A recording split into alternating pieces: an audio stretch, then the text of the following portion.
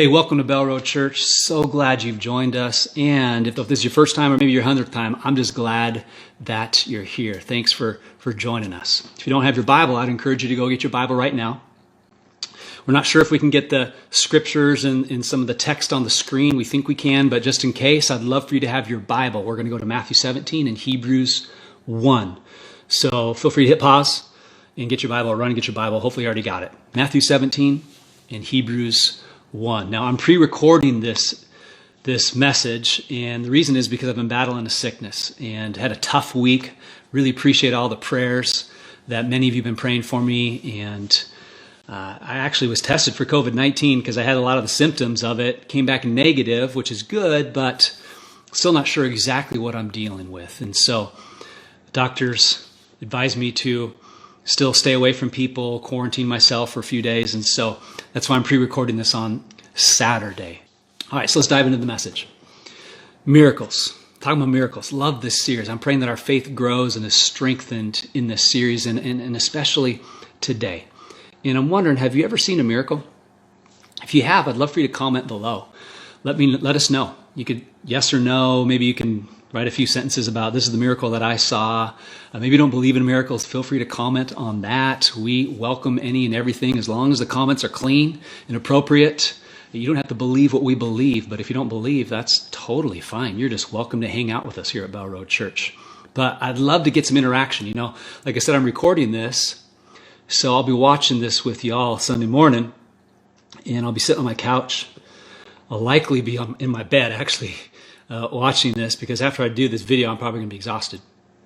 But I'll be able to see if you're actually responding and writing some things down. So I got a couple more things I'd love for you to interact with and type in the chat or the comments. And so please do it. Just want to have some fun having some interaction there. So have you ever seen a miracle? Let us know. And I'm going to go ahead and read a few verses that really set up our miracles series. Matthew 17, verse 19, the disciples came to Jesus in private and asked, why couldn't we drive it out? And they're speaking of driving out a demon out of a child. They couldn't do it. Jesus could. And he replied, because you have so little faith. I tell you the truth, if you have faith as small as a mustard seed, you can say to this mountain, move from here to there, and it will move. Nothing will be impossible for you. Nothing will be impossible for you. That's a bold statement. And I pray that we would have the faith that believes for the impossible. Now, one of the things we're really believing for in this series is for someone to become a Christian. And last week I gave this challenge. I'd love for you to pray over the next 4 weeks for at least one person to become a Christian. That's a bold prayer. That's a mountain-moving prayer for a lot of people. And let's just keep doing this. We've got 3 more weeks. Who are you praying for? Maybe you're praying for several somebodies, but it'd be awesome to see one of your friends or family members say yes to Jesus, commit to following him. That would be the coolest, that really is the greatest miracle that we witness here in life, is a life being changed by the power of Jesus. Maybe you need to say yes to Jesus today. I'd encourage you to do so. If you've never said yes to him and committed your life and trusted in Jesus, I'm telling you, it's the greatest decision you'll ever make. Do it today. Put your trust in him and watch him begin changing your life. Let us know if you want to make that decision. If you're ready to make that decision, we'll help you move forward in that. But for the rest of us believers, let's keep praying in the next 3 weeks, that someone's going to become a Christian. And then maybe this week, as you're praying about this, God's going to ask you to put some steps toward the answer to that prayer. He's going to ask you to do some things to help move the ball forward in that area. So be ready and willing to do that.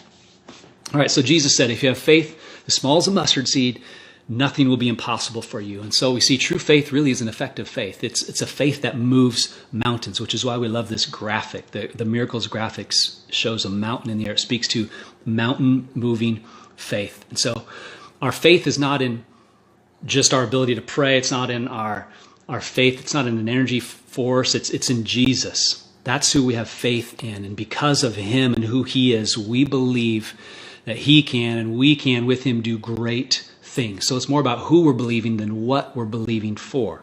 It's more about who we're believing in than what we're believing for. Now, the what is still important. And that what oftentimes is the big mountain. And sometimes it's the tough situations we're going through. It's the emotional things in life. And so the what is still important. But what's more important is who. We're putting our trust and our faith in a mighty, all-powerful, miracle-working Jesus. He's the source of our faith, and he's the object of our faith. Okay, so let's talk about faith. What is faith? How would you define faith? Do you have a definition of faith? If you do, or you just want to take a stab at it, write it in the comments or the chat here, okay? Do it right now. What is faith? What does it mean to have faith? Maybe you think faith is silly and a waste of time, whatever. I have this personal opinion that we all have faith in something. We're putting our faith in something, and maybe we're putting it in nothing, but it's still a faith in something. So we all got faith. But how would you define faith? I'd love for you to write that down right there.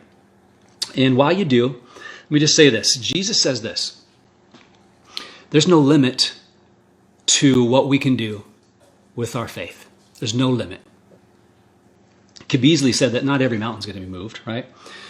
There are mountains that God doesn't want to move, so we have to discern what God's speaking to us and how he's leading us and what he's stirring inside of us. But I think the whole point of that passage we read is that Jesus is really wanting us to take to heart his words of that we can do anything. Nothing's impossible with him.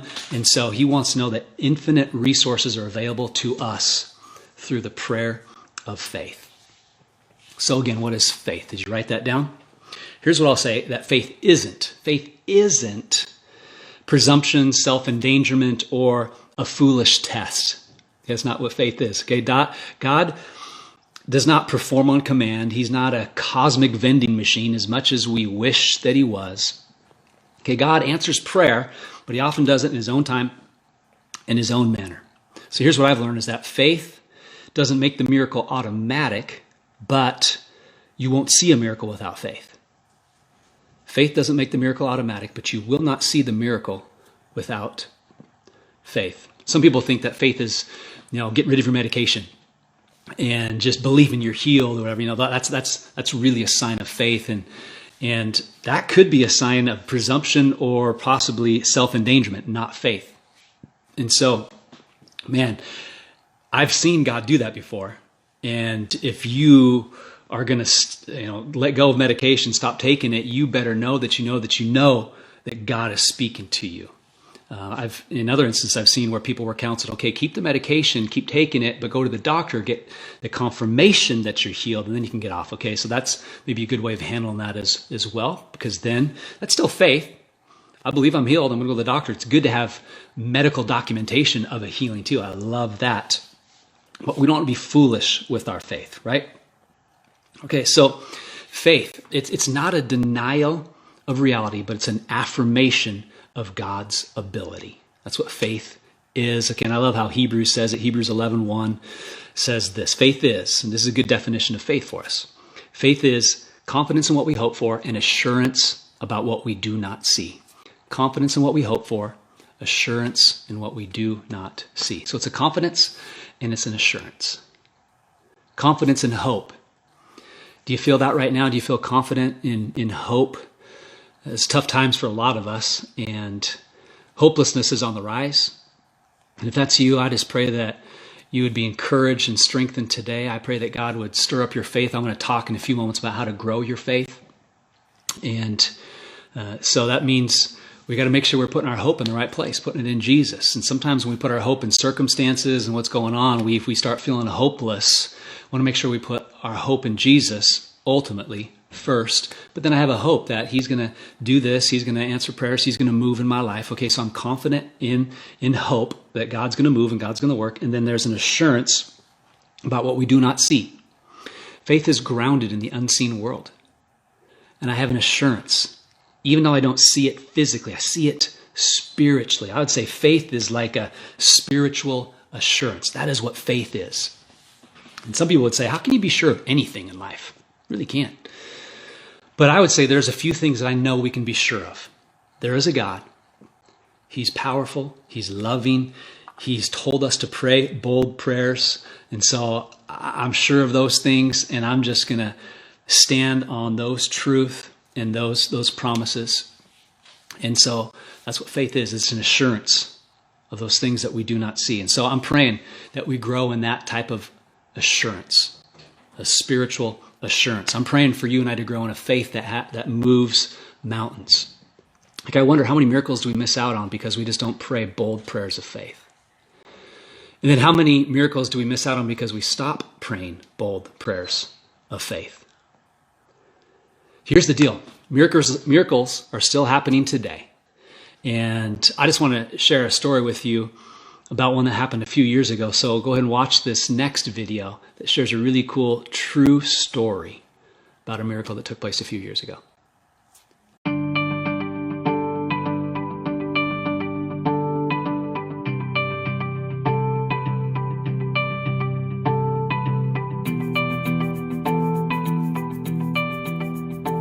I knew that Annabelle wasn't well and wasn't feeling sick when she was about 4. She was diagnosed with 2 incurable digestive disorders. Being sick was pretty awful. Annabelle was always struggling. She always hurt. I mostly survived off of IVs, feeding me nutrition. The day Annabelle fell in the tree, we had just come back from Boston. It had been such a very dramatic trip, and that's when Annabelle had said that she wanted to die and go to heaven and live with Jesus where there's no more pain. And then Annabelle was having, a fairly typical day, but she was encouraged by her sisters strongly to go out and play, and that gave me some happiness that she decided to go out and play that day. I got to the tree and I kept saying, "Where is Annabelle?" And they pointed to the base of the tree and said, "She's in the tree." And then they pulled me over to the hole that she had fallen through 30 feet in the air. And then reality hit. I remember that I hit my head 3 times on the way down. Annabelle described heaven as just peaceful, and she said there was no pain there. The first thing I actually saw was my Mimi, who had died a couple years back, and that's how I knew I was in heaven. It was really, really bright, and I sat on Jesus' lap, and it was kind of like being suspended above the universe. And she talked to him about wanting to stay with him because there was no pain. And that's when he told her that she would go back. As much as he loves her more than I love her, which I can't comprehend, he gave her back. I asked him if I could stay, and he said, "No, Annabelle, I have plans for you on earth that you could not fulfill in heaven." When Annabelle first told me that she had gone to heaven, she wasn't forcing me to believe it. These were the facts. This is what happened. It was lighter than it was before.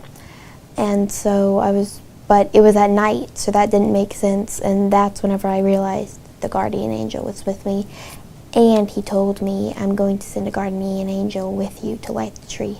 The angel was mostly like a little fairy and then just light all around her. The rescue workers needed to do in order to get Annabelle out was, they were brilliant, and they rigged a system of pulleys. I was inside the tree, it was muddy, and I was like trying to crawl my way out. The firefighters kept saying that she was not hysterical, she was never crying, she never asked for her mommy. And all that they asked her to do, she was such a huge role in her own rescue. The doctors, I remember them saying that they have never had anybody fall 30 feet head first and not suffer paralysis or broken bones. Annabelle's being sick and being healed, and it has strengthened our family. I had always been faithful to him, and I had always hoped he would heal me. My life has changed so much because now I can run and play and kind of make up for what I missed before. The whole purpose for writing Miracles from Heaven and sharing our story was because it is such a message of hope and encouragement. Just the experience that God is real, and it helps us to establish, again, that hope and that encouragement that we need. I hope people learn that He is always faithful to you, and no matter how bad things get, He's always with you, whether it's an illness or a loved or grieving or whatever you're going through in your life. Just stay true to God and you can get through it.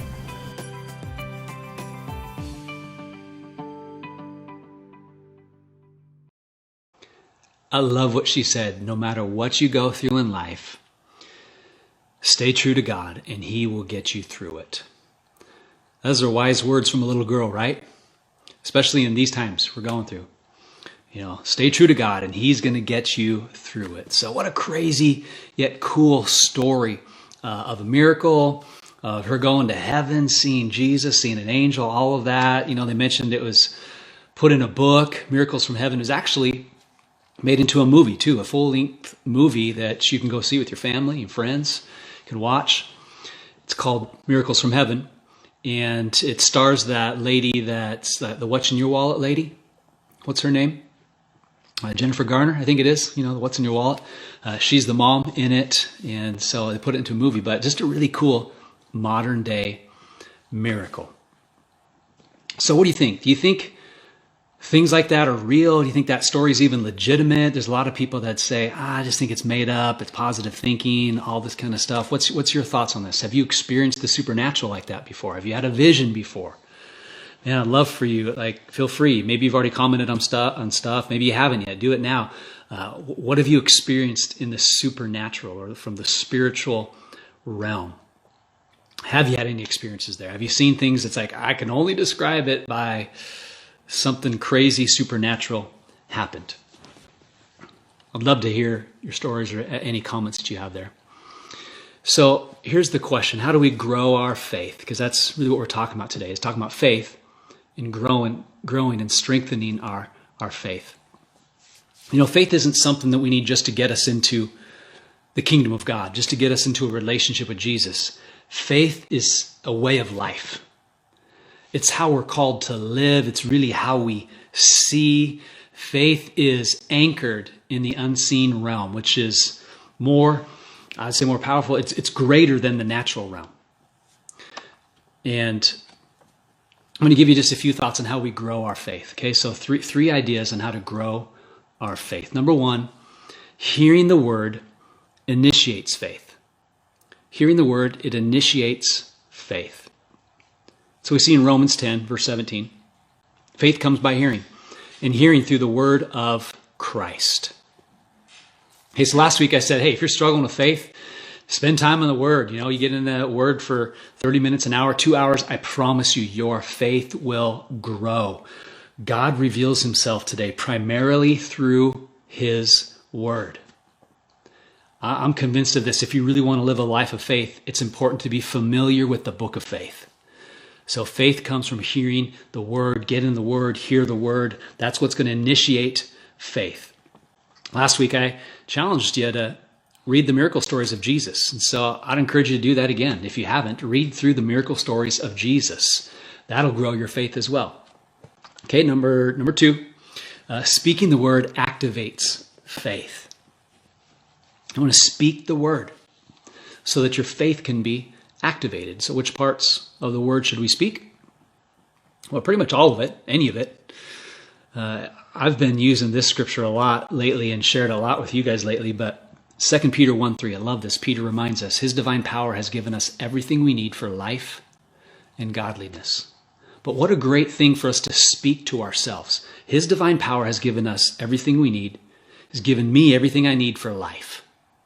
Everything I need, God has already given me through his divine power. Man, speak that over your life. Pray that. Remind yourself. Okay, you want to, speak the word over your life. That's going to activate faith. If you want to get strong in faith, if you want to walk in a strong faith, then you've got to learn to preach to yourself. That's essentially what you're doing, is you're preaching to yourself. And some of you are like, I don't know, I'm not a good preacher. I don't even know where to start, what to do. Just find some scripture and begin speaking it over yourself. That's all you got to do. And if you need help finding the right scriptures, let us know. We'd love to help you, but just find some scriptures that speak to what you're dealing with and start speaking those over your life. And then number three, doing the word demonstrates faith. Doing the word, it demonstrates faith. James, who was the brother of Jesus, by the way, he didn't believe that Jesus was the Messiah till after Jesus rose from the dead. James said this. He said in chapter 1, James, do not merely listen to the word and so deceive yourself, do what it says. And then later on, he says this. He says, in the same way, faith by itself, if it is not accompanied by action, is dead. So it's a dead faith. So we don't want to just hear the word. It's good to hear the word. That initiates the faith. I want to speak the word that activates faith. But now as I do the word, that demonstrates faith, and it helps me continue to grow in faith. So faith alone is, without works, is not an active faith. Okay, it's a dead faith is what James is saying there. So true faith is not just being positive. It's not just believing. It's about walking in obedience to God's word. That is true faith. Okay, so we're going to hear the word, speak the word, and do the word, right? Hear the word, speak the word, and do the word. I want you to say this with me right now. Say it. Hear the word, speak the word, do the word. Okay, let's do that again. Okay, let's do it even louder, like we would, like preachers love to say. Let's do it again. Do it louder. Okay, hear the word, speak the word, do the word. And I pray that that's what you do this week. As you do that, your faith is going to grow. You're going to be strengthened. You're going to be encouraged. Now, Hebrews 11, verse 1, we looked at that. Talked about faith is a confidence and assurance, great definition. And then the rest of Hebrews chapter 11 goes on to talk about great men and women of faith. Just amazing men, like guys like Noah, who built a big, huge boat for a big rainstorm that was going to come, and they never had that before. And he did that for years and years and years. I mean, he had crazy, audacious faith. All these men and women of faith that we admire, and they're in the Faith Hall of Fame. That's really what Hebrews 11 is. It's the Hall of Faith, the Faith Hall of Fame, whatever you want to call it. And so we admire them, but they've all lived their lives of faith. Now it's up to you and I. It's our turn to live our life. And how are you going to live your life? Are you going to live it with a little faith, with a weak faith, with unbelief? Or are you going to live it with a strong faith? A few weeks ago, I was, for whatever reason, was really struck by this little memorial that was on the corner of 32nd and Bell. This is just a few hundred yards down from the church property. And I took a picture of it, and it's a memorial to someone who lost their life right on that corner. And, you see these all over Phoenix where people just want to honor and remember their loved ones. But these, you see them all over, and they're just reminders that life is temporary and life is short. And it's that way for all of us, no matter how it ends. And so my question to you is, when life ends, how do you want to be remembered? How do you want people to remember you? Do you want to be remembered as someone with a big, strong, bold, audacious faith like we read about in Hebrews 11? I pray you do. I hope you do. So let's grow in faith. Life is short. So I pray that you're known, even right now, as somebody with strong faith. Hey, thanks for watching part 3 of our series on miracles. Have you, or a loved one, or someone you know experienced a modern-day miracle? We'd love to hear from you, so let us know through our website at bellroadchurch.com/connect or any of our social media. Again, thanks for watching, and we'll see you next time.